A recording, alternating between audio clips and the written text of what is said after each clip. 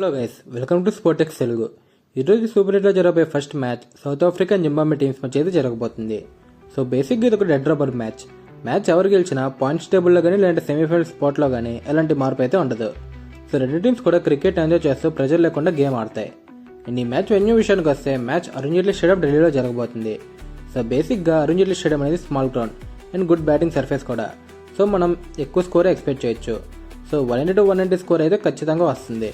And ఇక్కడ small boundaries కూడా ఉండడం వల్ల మనం సిక్సెస్ కూడా భారీగా ఎక్కువగా చూడొచ్చు. అండ్ టీమ్ వైస్ అనాలిసిస్ చేస్తే ముందుగా సౌత్ ఆఫ్రికా టీం గురించి మాట్లాడుకుందాం. సౌత్ ఆఫ్రికా ఈ గ్రౌండ్లో ఒక మ్యాచ్ ఆడారు యూఏఈతో. అండ్ ఆ మ్యాచ్ కూడా గెలిచారు. అండ్ వాళ్ళు ఈ మ్యాచ్ కూడా గెలిచి పాయింట్స్ టేబుల్లో టేబుల్ టాపర్స్గా ఉందామని చూస్తారు. అండ్ వాళ్ళు ఆల్రెడీ సెమీఫైనల్ క్వాలిఫై అయిపోవడం వల్ల మెయిన్ ప్లేస్కి రెస్ట్ ఇచ్చి బెంచ్ స్ట్రెంత్ని ట్రై చేయొచ్చు.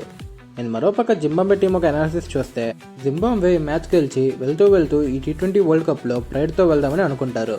సో రెండు టీమ్స్కి గెలిచిన ఓటుని ఎలాంటి యూజ్ లేదు కాబట్టి రెండు టీమ్స్ ఎలాంటి ప్రెజర్ లేకుండా టెన్షన్ ఫ్రీ క్రికెట్ ఆడతాయి. అండ్ సోఫార్ ఈ గ్రౌండ్లో 5 మ్యాచ్లు జరిగాయి T20 వరల్డ్ కప్లో.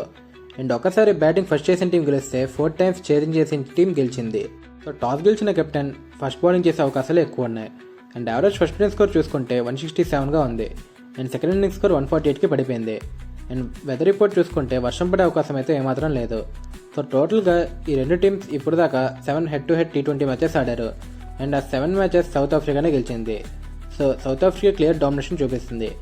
T20 వరల్డ్ కప్లో ఈ రెండు టీమ్స్ 2 మ్యాచెస్ ఆడాయి. అండ్ ఆ 2 మ్యాచెస్ కూడా సౌత్ ఆఫ్రికానే గెలిచింది. So south ఆఫ్రికాకి Zimbabwe against tremendous record అయితే ఉంది. Probable playing in of both teams కనుక చూసుకుంటే ముందుగా సౌత్ ఆఫ్రికాకి చూద్దాం. ఓపెనర్స్గా క్వింటన్ డికాక్ అండ్ మాక్రమ్ అయితే ఫ్యాబులస్ ఫామ్లో ఉన్నాడు. ఎస్పెషల్లీ పవర్ ప్లేని చాలా బాగా యూటిలైజ్ చేస్తున్నాడు. ఇన్ఫాక్ట్ చెప్పాలంటే పవర్ ప్లేలో హైయెస్ట్ రన్ స్కోర్ మాక్రమ్ అనే చెప్పొచ్చు. అండ్ తర్వాత Ryan Rickelton, Dewald Brevis, Miller, Stubbs, Marco Jansen, Corbin Bosch, Rabada, Lungi Ngidi and Maharaj. So టీంలో ప్రతి ఒక్క ప్లేయర్ కాంట్రిబ్యూట్ చేస్తూనే ఉన్నాడు. అండ్ టీంలో అందరూ ఫామ్లో ఉండడం సౌత్ ఆఫ్రికాకి గుడ్ న్యూస్ అనే చెప్పొచ్చు. సో వీళ్ళు ఎలాగో క్వాలిఫై అయిపోయారు కాబట్టి వాళ్ళ టీంలో కొన్ని చేంజెస్ అయితే చేయొచ్చు. మెయిన్ ప్లేస్కి రెస్ట్ ఇచ్చి బెంచ్ స్ట్రెంత్ని ట్రై చేయొచ్చు. Probable playing in of Zimbabwe కనుక చూస్తే ఓపెనర్స్గా మరుమాని అండ్ బెనిట్ ఈ వరల్డ్ కప్లో సెన్సేషన్ అనే చెప్పొచ్చు. ఎందుకంటే అతని యావరేజ్ 277గా ఉంది. అండ్ ఈ వరల్డ్ కప్లో ఒక్కొక్క ఫెయిల్యూర్ చూసాడు బెనిట్. అండ్ ఆస్ట్రేలియా, ఇండియా, శ్రీలంక లాంటి పెద్ద టీమ్స్ మీద స్ట్రాంగ్ నాక్స్ అయితే ఆడాడు. అండ్ ఆ తర్వాత Dion Myers, Ryan Burl, Sikandar Raza, Tony Munyonga, Tashinga Musekiwa, Brad Evans, Cremer, Muzarabani and Ngarava ఆడొచ్చు. సో టీంలో ఏమైనా చేంజెస్ చేయాలనుకుంటే బెన్కరన్ లాంటి ఎక్సైటింగ్ బెంచ్ ప్లేయర్స్కి ఛాన్స్ ఇవ్వచ్చు. అండ్ ఈ మ్యాచ్లో ప్లేయర్స్ టు వాచ్అవుట్ కనుక చూస్తే సౌత్ ఆఫ్రికా తరపున ప్రతి ప్లేయర్ అనే చెప్పొచ్చు. ఎందుకంటే ప్రతి ప్లేయర్ ఫామ్లో ఉన్నాడు అండ్ అందరూ టీంకి బాగా సహకరిస్తున్నారు. అండ్ జింబాబ్వే తరపున బెనిట్, రాజా అండ్ ముజర్బానీ అని చెప్పొచ్చు. అండ్ ఈ మ్యాచ్ ఒక కీ బ్యాటిల్స్ కనుక చూసుకుంటే సౌత్ ఆఫ్రికా బ్యాటింగ్ చేస్తున్నప్పుడు మాక్రమ్ వర్సెస్ ముజర్బానీ.